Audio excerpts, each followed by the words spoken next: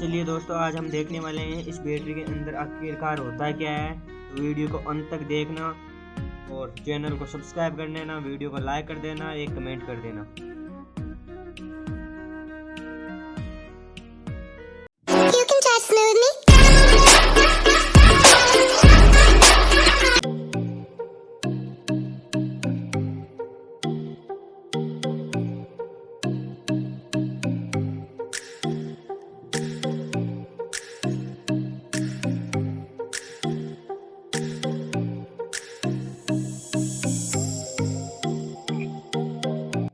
चलिए दोस्तों, ये बैटरी के अंदर कुछ इस प्रकार का भाग होता है जिसमें अलग से खाने बने हुए हैं। देखिए इसे, ये मुझे लगता है कि ये शेल हैं, जो छोटे छोटे शेल हैं, ये इनको हटाते हैं।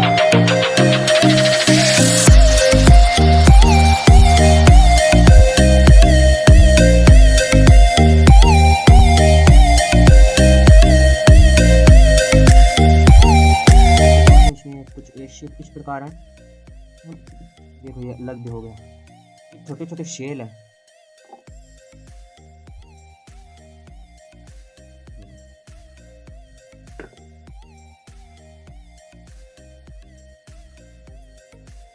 कुछ इस प्रकार से है, ये शेल है जो घड़ी के शेल होते हैं, वैसे ये शेल है लेकिन एक छोटे हैं और काफ़ी बड़े भी हैं। तो कैसा लगा ये वीडियो कमेंट बॉक्स में ज़रूर बताइएगा।